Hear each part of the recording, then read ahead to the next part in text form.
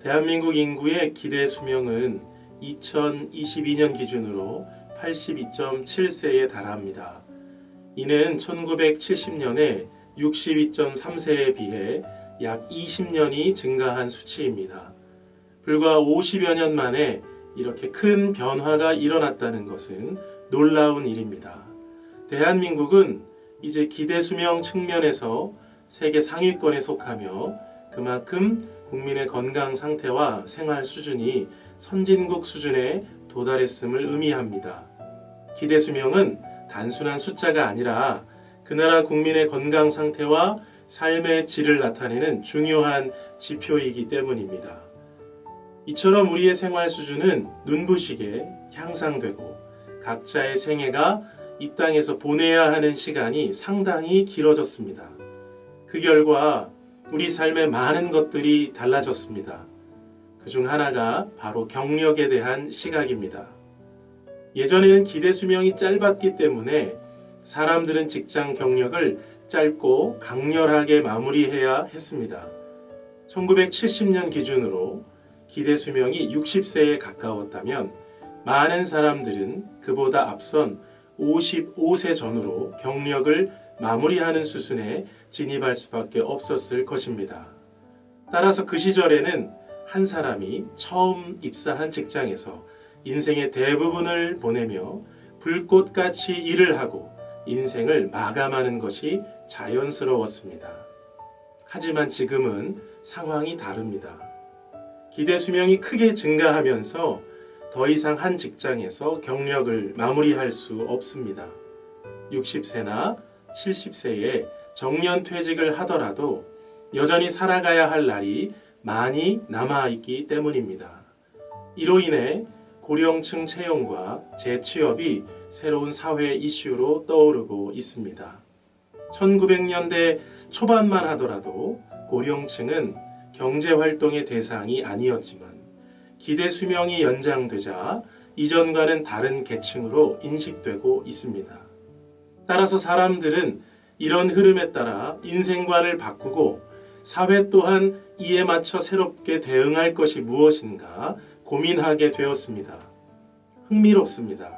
인생이 머무는 시간이 연장되면서 이전에는 전혀 생각해보지 않았던 방식으로 삶의 이력을 조정하게 되었기 때문입니다. 여전히 많은 사람들이 복음이 말하고 있는 영원과 영생에 대해서 무관심한 태도를 보입니다. 과학과 기술의 발전이 눈부신 요즘의 이성으로는 더더욱 저급한 사상이나 속임수로 취급당하기 십상입니다. 하지만 기대 수명이 60세에 불과했던 시절에 80세까지 산다는 것도 터무니없는 생각이었습니다. 그러나 때가 되자 우리는 그 시절 사람들이 도저히 상상할 수 없었던 삶을 지금 현실로 살게 되었습니다. 성경이 말하는 영원한 삶 또한 그럴 것입니다. 아울러 성경이 말하는 영원으로 가는 관문에 반드시 지나게 되는 심판 또한 마찬가지일 것입니다. 지금 우리의 이성으로는 짐작이 안 될지도 모릅니다. 그래서 믿기지 않을지 모릅니다. 그러나 환경이 갖추어지면 반드시 맞이하게 될 미래이며 주어질 시간입니다.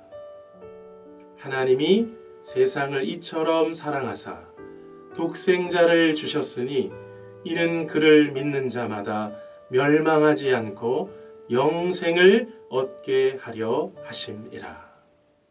성경은 하나님의 아들이요 독생자였던 예수 그리스도께서 그를 믿는 자에게 영원의 시간을 열어준다고 기록하고 있습니다. 영원으로 가는 길목에 놓인 심판을 십자가로 이겨내신 예수 그리스도로 인하여 영생을 얻게 되었다 말하고 있습니다. 상상해 보십시오. 단지 20년을 더 살게 된 것만으로도 인생에 큰 변화가 생긴다면 영원이라는 개념은 얼마나 놀라운 변화를 가져올까?